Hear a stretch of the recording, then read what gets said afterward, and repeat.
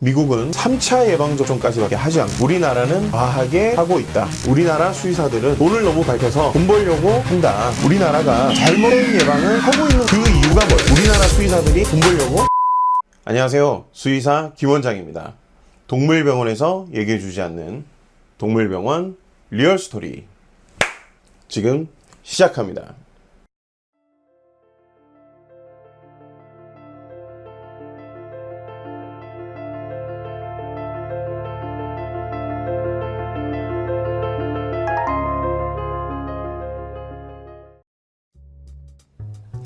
지난 시간 예방접종에 관한 이론에 대해서 간단하게 설명을 드렸는데요.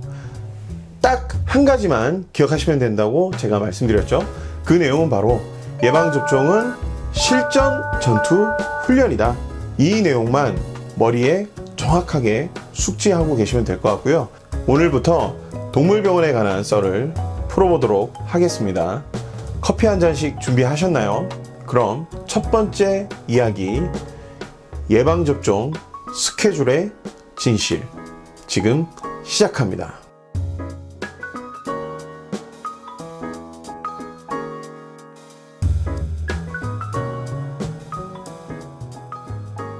아마도 많은 보호자분들이 제일 많이 궁금해하는 내용들 중 하나가 아닐까 생각을 해봤는데요. 사실 이 주제는 제가 이 컨텐츠를 시작하게 된 계기이기도 합니다. 제가 어느 날 인터넷에서 동물 예방접종에 관한 글들을 보고 있었는데요. 몇몇 글들 중에서 이런 내용이 있었습니다. 선진국인 미국은 3차 예방접종까지밖에 하지 않고 우리나라에서 하라고 하는 백신들 중에서 하지 않는 것들도 있다. 그리고 추가 백신도 3년에 한 번씩 하도록 하고 있다. 우리나라는 과하게 예방접종을 하고 있다. 사실 이런 내용이 있는데 이 글의 뒤에서 이어지는 맥락은 우리나라 수의사들은 돈을 너무 밝혀서 돈 벌려고 이렇게 타이트하게 예방접종을 한다. 예방접종에 관한 기본적인 이해가 없으신 분들은 충분히 생각하실 수 있는 내용이라고 생각을 해요.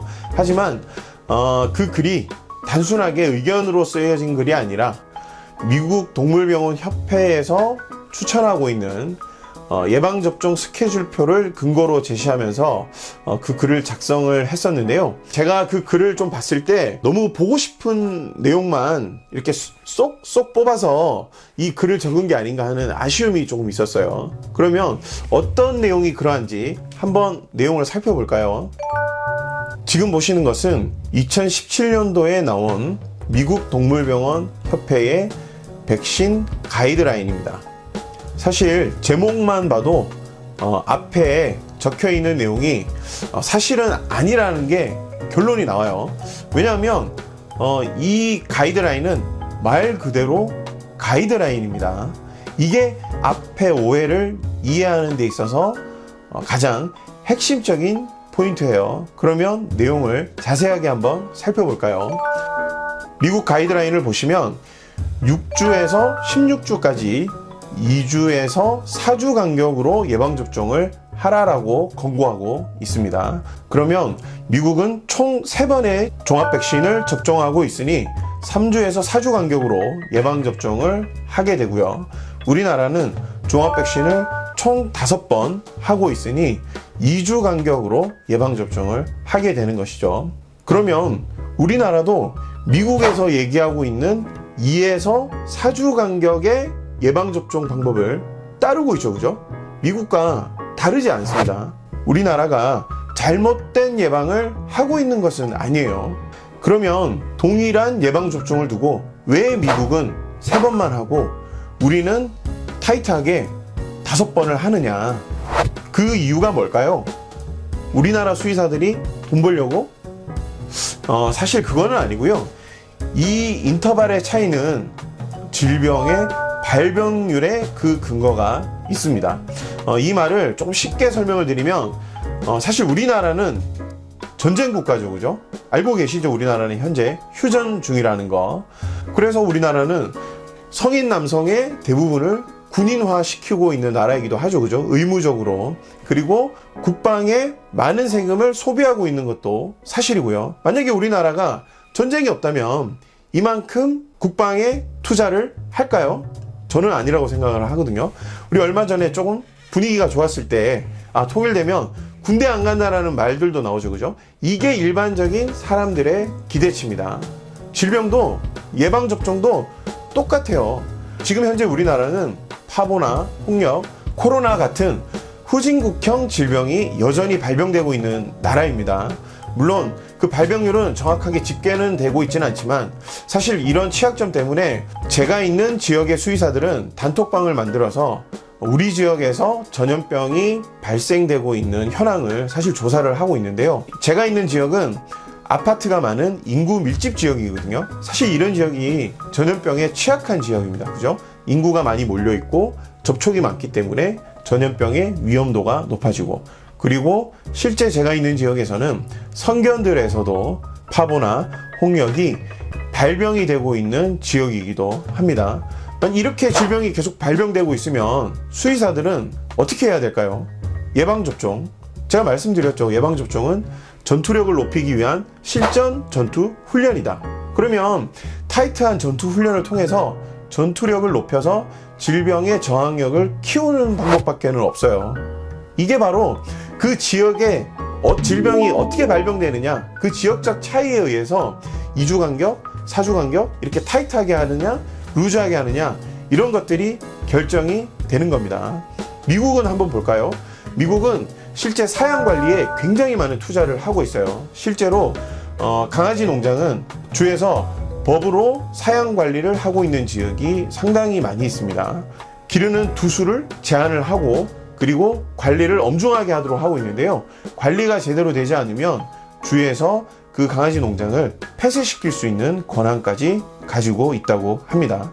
이 말이 뭐냐면 미국은 사양 관리를 통해서 환경을 개선시켜서 질병의 근본적인 차단을 실천하고 있는 나라라는 의미입니다. 그러면 질병이 근본적으로 차단이 되고 있으니까 질병의 저항력을 가지는 전투 훈련을 우리나라보다 느슨하게 할 수 있는 거예요.